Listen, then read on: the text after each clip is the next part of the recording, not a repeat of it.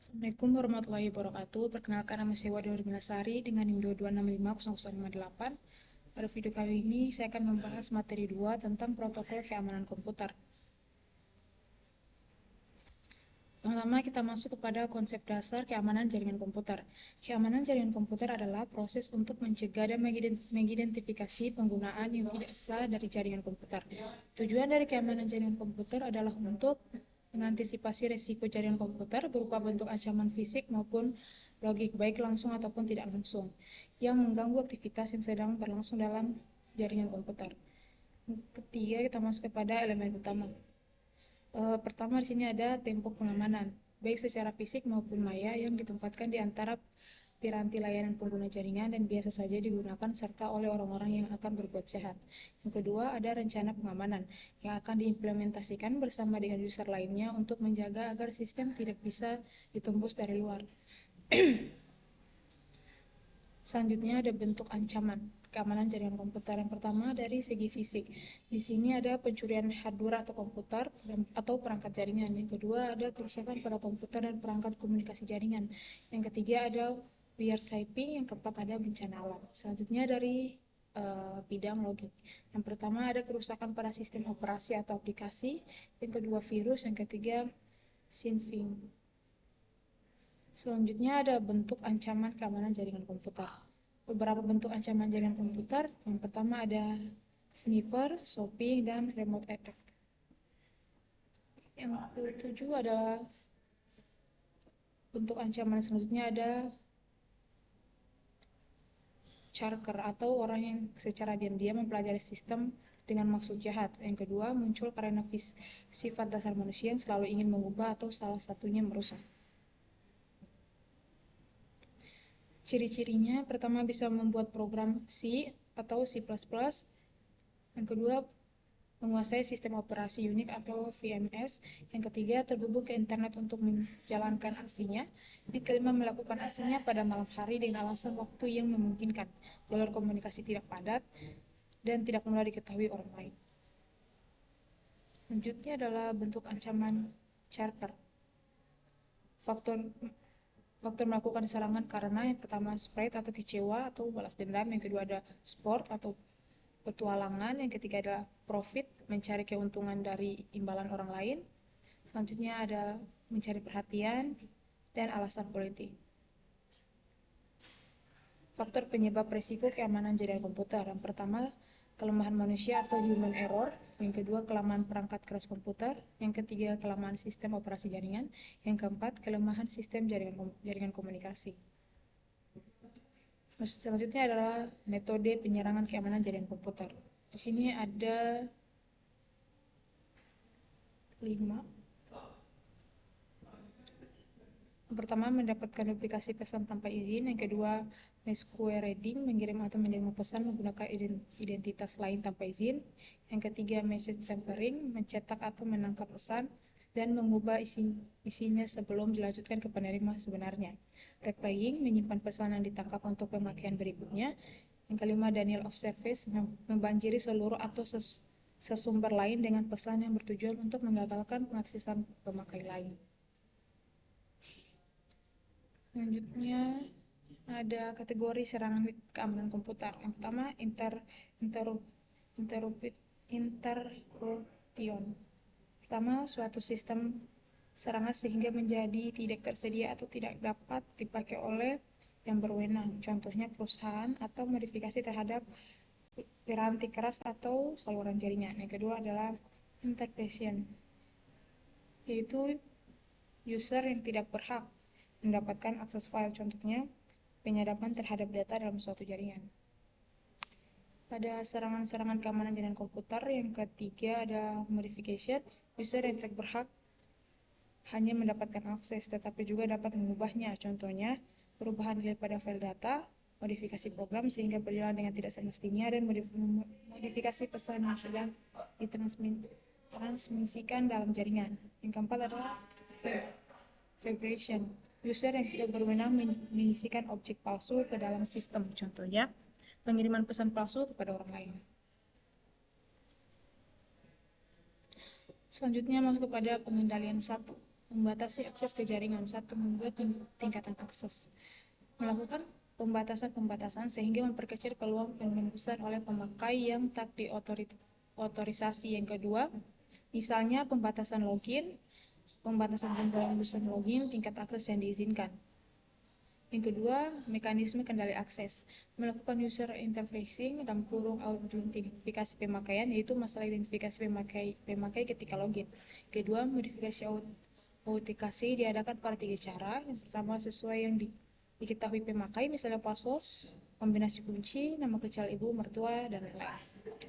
Yang kedua, sesuai yang dimiliki pemakai, misalnya budget, kartu identifikasi, kunci, dan lain-lain. Yang ketiga, sesuai dengan ciri pemakai, misalnya sidik jari, sidik suara, foto, tanda tangan. Ketiga, waspada terhadap rekayasa sosial. 1. Yang mengaku sebagai eksekutif yang tidak berhasil mengakses dalam menghubungi administrator via telepon atau fax. Yang kedua, mengaku sebagai administrator yang perlu diagnosa masalah network yang dengan menghubungkan end user via email. Yang ketiga, mengaku sebagai petugas keamanan. Keempat, pencurian surat atau password, penyuapan, dan kekerasan. Keempat, membedakan sumber daya internal dan eksternal. Kelima, sistem autentifikasi user. Upaya pengamanan proteksi password. Yang pertama, salting. Yang kedua, on-time password atau OTP. Yang ketiga, tantangan tanggapan. Pertama, kita membahas upaya pengamanan password. 1. Daftar panjang pertanyaan dan jawaban. Verifikasi terhadap password adalah pengharusan pemakai memberi 1 daftar pernyataan panjang dan jawabannya. Contoh-contoh produk autentikasi user. Yang pertama, Secret Eyes, SK, Password Authentic Protocol, Challenge Remote, dan Terminal Access Control System. Pengendalian 2. Melindungi aset organisasi. Ada 2 cara dalam melindungi aset organisasi komputer. Yang pertama, secara administratif atau fisik, dan secara teknis. Konsep firewall keamanan jaringan komputer. Firewall adalah sistem atau kelompok sistem yang menetapkan kebijakan kendali akses antara 2 jaringan. Yang kedua, secara prinsip. Yang ketiga, firewall digunakan untuk melindungi jaringan Anda dari serangan jaringan pihak luar. Yang ketiga, yang keempat, tidak dapat melindungi dari serangan yang tidak melalui firewall. Serangan dari seseorang yang berada di dalam jaringan Anda, serta dari program aplikasi yang ditulis dengan buruk. Selanjutnya adalah secara konseptual. Terdapat 2 macam firewall, yaitu network level dan application level. Network level didasarkan pada keputusan mereka pada alamat sumber, alamat tujuan, dan port yang terdapat dalam setiap paket IP.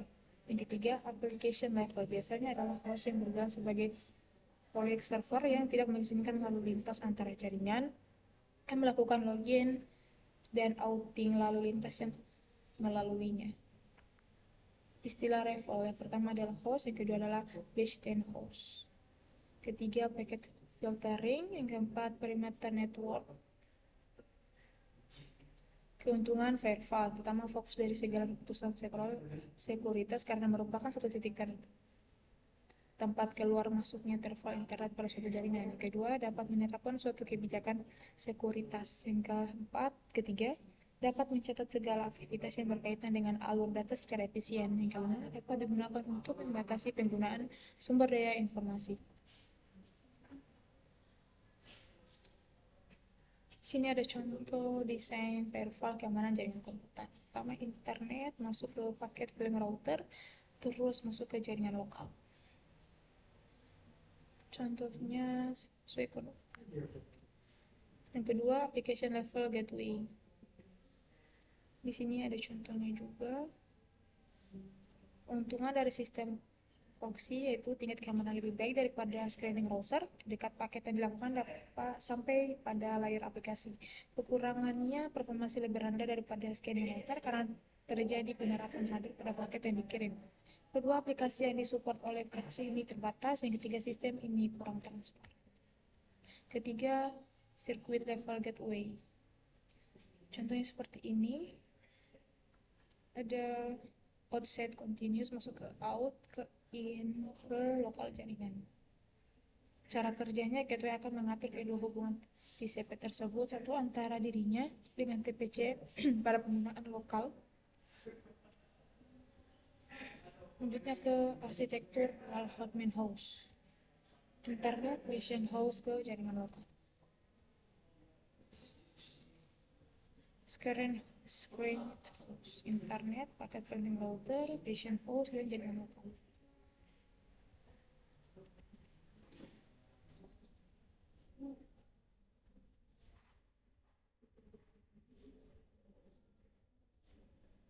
Cara membuat VPN, keamanan jaringan komputer. Pertama, sama halnya untuk PPP atau IP routing di mana protokol diskenin oleh IP protokol. Kedua, file IP heading atau mapping. Kemampuan ini mengakibatkan IP address dalam jaringan dipaten atau ditranslasikan di suatu IP address baru. Dengan demikian, IP address dalam jaringan tidak akan dikenal di internet.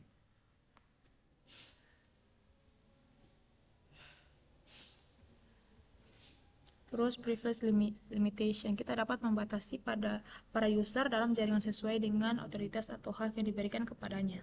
Keempat, outside limitation, kita dapat membatasi para user dalam jaringan hanya untuk mengakses ke alamat-alamat tertentu di internet di luar dari jaringan kita. Terus inside limitation, kadang kita masih memperbolehkan orang luar untuk mengakses informasi yang tersedia dalam salah satu komputer atau web server dalam jaringan kita. Selain itu, tidak diperbolehkan atau memang sama sekali tidak diizinkan untuk mengakses seluruh komputer yang terhubung ke jaringan kita. Yang terakhir ada cara pembentuk VPN keamanan jaringan komputer. Yang pertama, password. Yang terakhir adalah password dan encrypted authentication. Beberapa user di luar jaringan memang diizinkan untuk masuk ke jaringan kita untuk mengakses data dan sebagainya, dengan terlebih dahulu harus memasukkan password khusus yang sudah ditranskripsi. Sekian penjelasan dari saya untuk materi kedua. Lebih dan kurang mohon maaf. Wabillahi taufiq wa hidayah. Wassalamualaikum warahmatullahi wabarakatuh.